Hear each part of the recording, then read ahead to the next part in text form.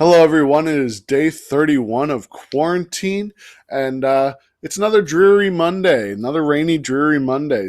But I hope you guys are having a good and productive quarantine time.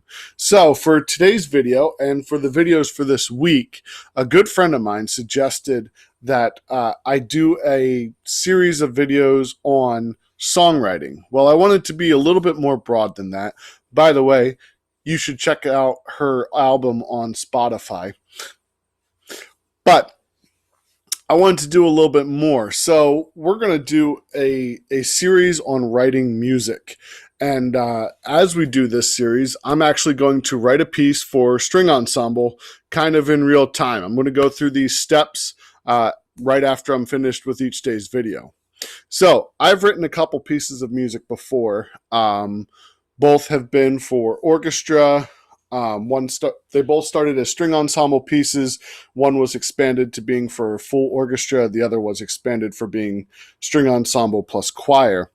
So string ensemble is really the area that I work well with for composing. So that's what I'm going to do.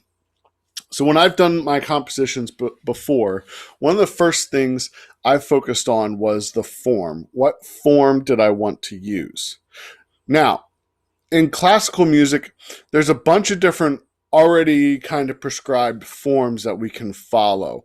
And obviously there's a bunch of variants on them, but if we start with these forms in mind, it's going to give us a good baseline and direction for our piece. So, some of the real typical forms that we have binary form.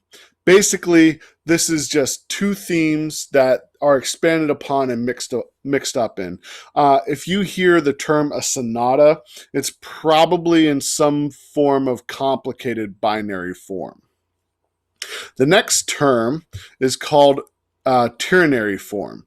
This is in three parts. Okay, so often this is called song form because one of those parts will turn out being kind of like a chorus, and one of those parts will end up being kind of like a trio. The next form is rondo form. Rondo form can have a bunch of different themes, but what's important is that there's one real kind of main theme that keeps coming back. You can kind of think of this as like a verse-chorus form. The verse keeps changing, but it keeps coming back to pretty much the same chorus. The next form is called strophic form. This is an extremely common form, and you guys are all familiar with it. Basically, with strophic form, you keep taking the same theme and repeating it, maybe with different words.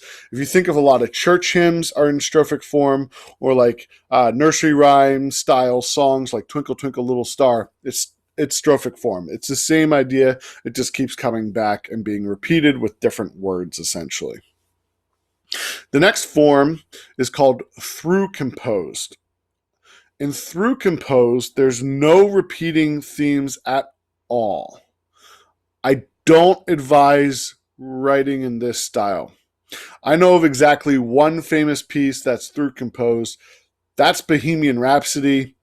Most people can't write like Freddie Mercury. And in fact, Freddie Mercury only wrote one piece like that. So I don't recommend you try through composed. It's a very, very hard thing to do.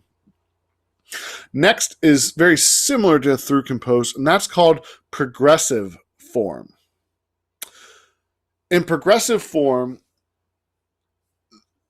each theme is only repeated once.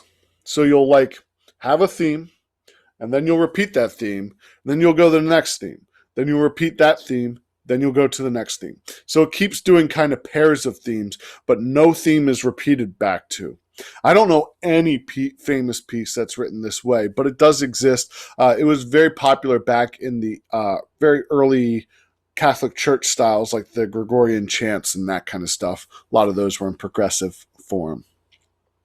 The next form, this is a really interesting one, and a lot of concert band literature follows this. This is called cyclic form. In cyclic form, you can have as many themes as you want, but they need to all kind of rotate back. So say you're going to have 5 themes. Say we're doing a contraband piece.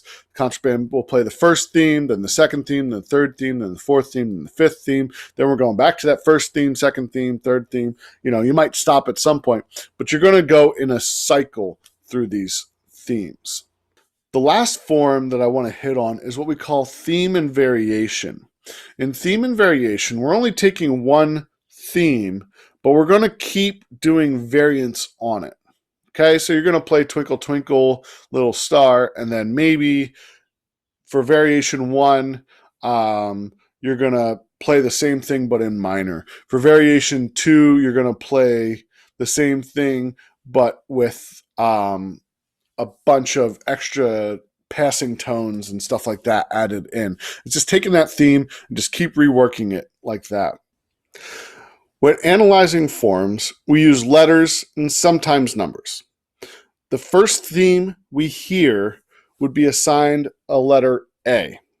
Second theme would be B, etc., etc. We can also do this within those big themes to form an analysis and get a full structure of a piece. This might be easier if we look at an example. Twinkle, Twinkle, Little Star. Twinkle, Twinkle, Little Star is in A, B, B, A form. We have the first theme, which we call A, the second theme, which we call B. We have that second theme again, so B, and then we go back to our first theme, A. Now, if we were writing a bigger piece and we wanted to call Twinkle Twinkle our first theme as a whole, we would call that whole thing big letter A.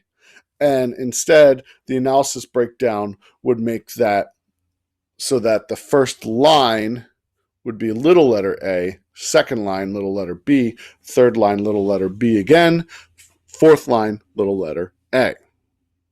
So say I wanted to write a piece in a simple binary or sonata form, and I wanted to use Twinkle Twinkle as my first theme.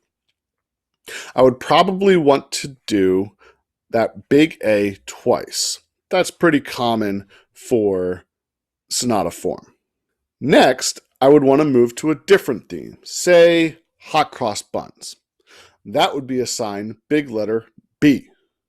If we broke down the themes inside hot cross buns, it would be little letter C, little letter C again, little letter D, little letter C.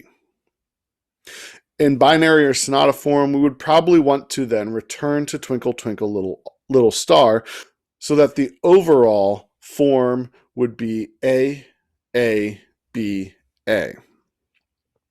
If we break it down to include all the small themes within the themes, it would be big letter A, little letter A, B, B, A, big letter A, little letter A, B, A, big letter B, C, C, D, C, big letter A, B, A.